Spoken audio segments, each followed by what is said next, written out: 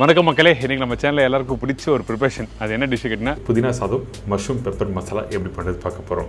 இந்த புதினா சாதத்தோட கொஞ்சம் காரசாரமான இந்த மஷ்ரூம் பெப்பர் மசாலா எப்படி ப்ராப்பரான ஸ்டைலில் பண்ணுறது. நிறைய பேர் பெப்பர் மசாலா ஈஸியாக பண்ணுவீங்க, ஆனால் ஜூஸியாக இருக்க மாட்டேது, ரொம்ப காரமாக இருக்குது, இந்த மாதிரிலாம் ப்ராப்ளம் இருக்குல்ல. ஸோ இன்றைக்கி ப்ராப்பரான ஸ்டைலில் நம்ம பார்க்க போகிறோம். அதே டைமில் இந்த புதினா சாதம் பண்ணும்போது கரெக்டான கலர் எப்படி பண்ணுறது. சில பேர் தேங்காய் போடணுமா வேண்டாமா சொல்லி டவுட்லாம் இருக்கும்ல. இன்றைக்கி தெளிவாக இந்த ரெசிபியில் நம்ம பார்க்க போகிறோம்.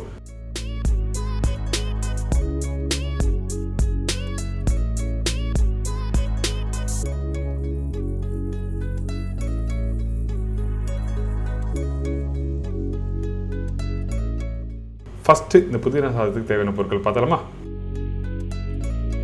புதினா மீடியம் சைஸ் 2 கட்டு, வேக வச்ச பொன்னி ரைஸ் தேவையான அளவுக்கு, உளுத்தம்பருப்பு 1.5 டேபிள் ஸ்பூன், கடலைப்பருப்பு 1 டேபிள் ஸ்பூன், முந்திரி பருப்பு 15லேருந்து 20 நம்பர், வெங்காயம் 1 நம்பர், இஞ்சி ஒரு சின்ன துண்டு, பூண்டு 6 பல்லு, பச்சை மிளகாய் 4லேருந்து 5 நம்பர், காய்ந்த மிளகாய் 3லேருந்து 4 நம்பர், மஞ்சத்தூள் சிறிதளவு, பெருங்காயம் 1/4 டீஸ்பூன், கடுகு தாளிப்புக்கு தேவையான அளவு, கருவேப்பிலை சிறிதளவு, புளி ஒரு சின்ன துண்டு, உப்பு தேவையான அளவு, நல்லெண்ணெய் குக் பண்ணுறதுக்கு தேவையான அளவு. இதாங்க புதினா சாதத்துக்கு தேவையான பொருட்கள்.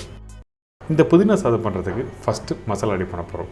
இந்த மசாலா எப்படி ரெடி பண்ண போகிறீங்கன்னா, நிறைய பேர் கடலைப்பருப்பு, உளுத்தம்பருப்பு, வெங்காயம், பூண்டு, பச்சை மிளகாய் இது எல்லாத்தையும் ஒன்றா போட்டு வதக்கி பண்ணுவாங்க. ஆனால் இன்றைக்கி நம்ம அப்படி பண்ண போதில்லை. ஃபஸ்ட்டு இஞ்சி, பூண்டு, காரத்துக்காக பச்சை மிளகாய், வெங்காயம் பொடிசாக கட் பண்ணி வச்சுருக்கேன், வெங்காயமும் போட்டிருக்கோம். இந்த இடத்துல புளி யூஸ் பண்ணியிருக்கேன். அந்த புளி எதுக்காக கேட்டிங்கன்னா, இந்த புதினா சாதம் பண்ணும்போது லைட்டாக அது புளிப்பு தன்மை இருந்தால் சாப்பிட நல்லாயிருக்கும். அதனால் புளி இந்த இடத்துல யூஸ் பண்ணியிருக்கேன். அதே டைமில் அதிகமான புளி வேண்டாம். இதுக்கு பிறகு பொடிசாக கட் பண்ணி வச்சுருக்கேன் அந்த புதினா போட்டிருக்கேன். கொஞ்சம் மஞ்சத்தூள் உப்பு போட்டு கரெக்டாக 2 நிமிஷம் வதக்கி எடுத்துருங்க. இன்னொரு முக்கியமான விஷயம், அந்த இஞ்சி போட்டிருக்கோம் பார்த்தீங்களா, அந்த இஞ்சியோட அளவு கரெக்டாக போடுங்க, ரொம்ப அதிகமாக போட வேண்டாம். அப்படி போட்டால் காரத்தோட தன்மை அதிகமாக இருக்கும். அதே டைமில் கொஞ்சம் ஓவர் குக் பண்ணலாம், கசப்பு தன்மை வந்துடும்.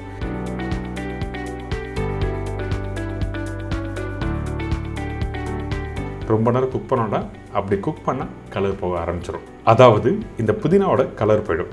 அதனால ஓவர் குக் பண்ணாமல் கரெக்டாக குக் பண்ணி எடுத்துருங்க. இப்போது ரெடியான பிறகு ஒரு சின்ன பிளேட்டில் ட்ரான்ஸ்ஃபர் பண்ணுறோம். சூடு ஆறின பிறகு நம்ம அரைச்சிட வேண்டியதான். எந்த அளவுக்கு ஃபைன் பேஸ்ட்டாக இருக்கணும் அந்த அளவுக்கு ஃபைன் பேஸ்ட்டாக அரைச்சிருங்க. நல்லா சூடு அரட்டும், அதுக்கப்புறம் அரைக்க ஆரம்பிச்சிடணும்.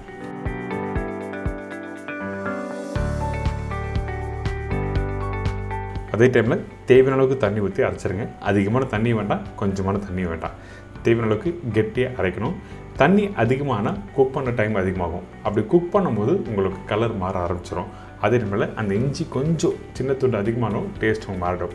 அடுத்தது அரைச்சி வச்சுருக்க இந்த புதினாவை இதில் போட்டு தாளிக்க போகிறோம். அதாவது இந்த மண்சட்டியில் ஃபஸ்ட்டு தாளிப்பு போட்டிருக்கோம். கொஞ்சம் எண்ணெய், கடுகு, இஞ்சி, காஞ்ச மிளகாய், கடலைப்பருப்பு, உளுத்தம்பருப்பு, கடலைப்பருப்பு, உளுத்தம்பருப்பு, முந்திரி பருப்பு, பச்சை கருவேப்பிலை. தாளிப்பு நீங்கள் ரொம்ப இம்பார்ட்டன்ட், ப்ராப்பரான ஸ்டைலில் போடணும். கரெக்டான சூட்டில் கடுகும் நல்லா பொரிஞ்சு வரணும். அதுக்கப்புறம் கடலைப்பருப்பு, உளுத்தம்பருப்பு, முந்திரி பருப்புலாம் ஸ்லோ ஃப்ளேமில் நீங்கள் வறுக்கும் போது என்ன ஆகிட்டுன்னா, அந்த சாதத்தோடு சேர்த்து சாப்பிடும்போது கடக்கு முடக்குன்னு இருக்கும். அதனால தான் கரெக்டான சூடில் எண்ணெயில் வச்சு நீங்கள் வதக்கும் போது நல்லாயிருக்கும். இதுக்கப்புறம் பெருங்காயத்தூள் போட்டிருக்கேன். பெருங்காயத்தூள் அந்த எண்ணெயில் போட்ட உடனே அந்த வாசனை கமகமன்னு சூப்பராக வரும். அதுக்கு பிறகு அரைச்சி வச்சுருக்க இந்த புதினா பேஸ்ட் போட்டிருக்கோம். புதினா பேஸ்ட் பார்த்திங்கன்னா நல்லா க்ரீனிஷ் கலர் இருக்குல்ல, நல்ல ஃபைன் பேஸ்ட்டாக அரைச்சிங்க. கொஞ்சம் குறைன்னு அரைச்சோட அந்த கலர் கொடுக்காது.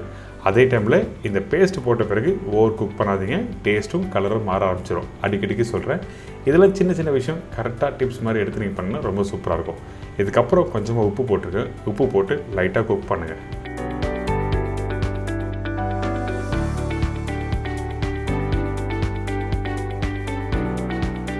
இப்போ மசாலா ரெடி ஆகிடுச்சு. இதுக்கப்புறம் வேக வச்ச சாதத்தை இதில் போட்டு மிக்ஸ் பண்ண போகிறோம். அது எப்படி பண்ணுறது பார்க்கலாம் வாங்க. அதே டைமில் கொஞ்சம் புதினா பேஸ்ட் அதிகமாக இருந்ததுன்னா கொஞ்சம் பவுலில் எடுத்து வச்சுருங்க. இதுக்கப்புறம் வேக வச்ச இந்த பொன்னி ரைஸ் போட்டிருக்கேன். உங்கள் வீட்டில் பச்சை அரிசி யூஸ் பண்ணுறா நீங்கள் யூஸ் பண்ணலாம், பாஸ்மதி ரைஸ் யூஸ் பண்ணுறா பண்ணலாம். ஆனால் இந்த method of preparation basmati rice வேண்டாம், இது என்னோட சஜஷன். வெறும் பொன்னி ரைஸ் மட்டும் போட்டு மிக்ஸ் பண்ணியிருக்கேன். கொஞ்சம் மசாலாவோட அந்த சாதத்தை போட்டு மிக்ஸ் பண்ணுங்கள்.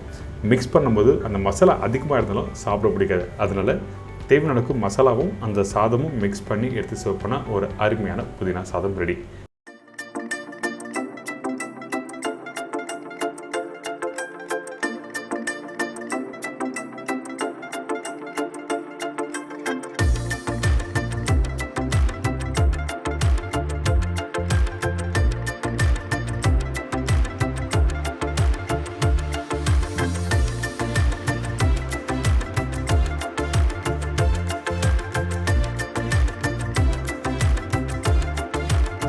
இதோட தொட்டுக்க மஷ்ரூம் பெப்பர் மசாலா ஒரு காரசாரமான டிஷ் பார்க்க போகிறோம்.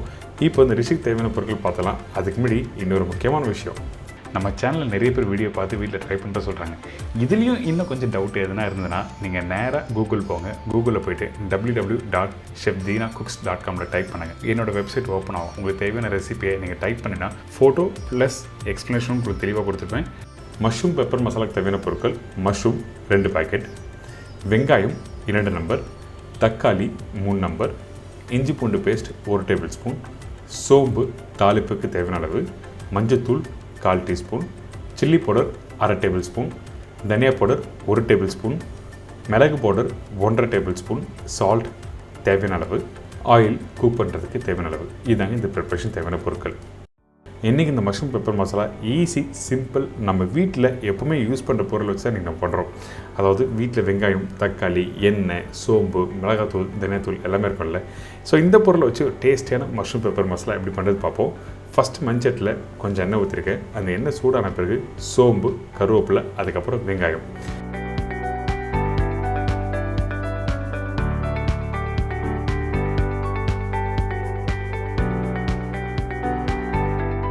இந்த வெங்காயம் நல்லா வதங்கி வரணும். அதாவது கோல்டன் ப்ரௌன் கலர் இந்த மாதிரி வரணும். அதே டைமில் கொஞ்சம் எண்ணெய் எக்ஸ்ட்ரா ஊற்றலாம், ஒன்றும் தவறு எதுவுமே இல்லை.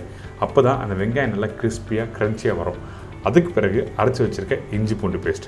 இந்த இஞ்சி பூண்டு பேஸ்ட்டு போட்ட பிறகு நல்லா வதக்க ஆரம்பிங்க. அதாவது 1 நிமிஷம் நல்லா மிக்ஸ் பண்ணுங்கள் அந்த வெங்காயத்தோட.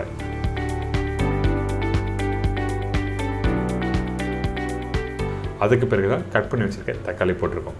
இந்த தக்காளி கொஞ்சம் அதிகமாக போட்டிருக்கேன். இந்த தக்காளி அதிகமாக இருந்தால் தான் அந்த மசாலா கூடி வரும். அதனால தான் தக்காளி அதிகமாக போட்டிருக்கோம். இதுக்கப்புறம் மஞ்சத்தூள், மிளகாய் பவுடர், தனியா பவுடர். நான் காஷ்மீர் சில்லி பவுடர் தான் யூஸ் பண்ணியிருக்கேன். அப்போ தான் அந்த ரெட்டிஷ் கலர் கொடுக்கும். இந்த மசாலாவை அப்படியே அந்த எண்ணெயிலே நல்லா மிக்ஸ் பண்ணுங்கள். மிக்ஸ் பண்ணும்போது என்ன ஆகுதுன்னா சீக்கிரமாக வெந்து வரும். அதுக்கு பிறகு தேவையான தண்ணி ஊற்றி இன்னும் கொஞ்சம் வேக வைக்கிறோம்.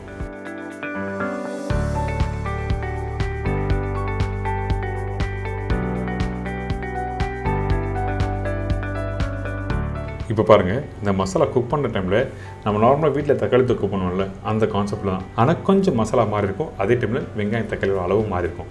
இந்த மாதிரி நல்லா கெட்டியாக வந்த பிறகு கட் பண்ணி வச்சுருக்க இந்த மஷ்ரூம் இதில் போடுறோம். மஷ்ரூம் நல்லா வாஷ் பண்ணிட்டு யூஸ் பண்ணுங்கள். சில பேர் கட் பண்ணி வச்சுருவாங்க, ஒரு 3 to 4 hours கழிச்சு அப்படியே யூஸ் பண்ணுவாங்க. அப்படி பண்ணக்கூடாது. நல்லா வாஷ் பண்ணிவிட்டு அதுக்கப்புறம் யூஸ் பண்ணால் நம்ம உடம்புக்கு நல்லது, நல்லாவும் இருக்கும். இதுக்கப்புறம் இந்த மஷ்ரூம் குக் பண்ணுறதுக்கு ரொம்ப டைம் எடுக்காது. அதிகபட்சம் ஒரு 7 to 8 நிமிஷம் தான். அதே டைமில் கொஞ்சமாக தண்ணி ஊற்றி ஒரு மூடி போட்டு வேக வச்சுருங்க. அதிகமாக தண்ணி ஊற்றினா அந்த டெக்ஸ்சர் மாறிடும். அதுக்காகவே தண்ணி கம்மியாக ஊற்றி குக் பண்ண ஆரம்பிங்க. இப்போது ஓப்பன் பண்ணி பார்த்தீங்கன்னா அந்த மசாலா ஆல்மோஸ்ட் ரெடி ஆகிடுச்சு. அதாவது இந்த மஷ்ரூம் பெப்பர் மசாலாவுக்கு அந்த மஷ்ரூமும் வெங்காயம் தக்காளி மசாலா ரெடி ஆகிடுச்சு. கடைசியாக நம்ம என்ன பண்ணுறோம், ரெடி பண்ணி வச்சுருக்க அந்த பெப்பர் பவுடர் இதில் போடுறோம். பெப்பர் பவுடர் போடும்போது கொஞ்சம் நல்லா அரைச்ச பவுடரை போடுங்க.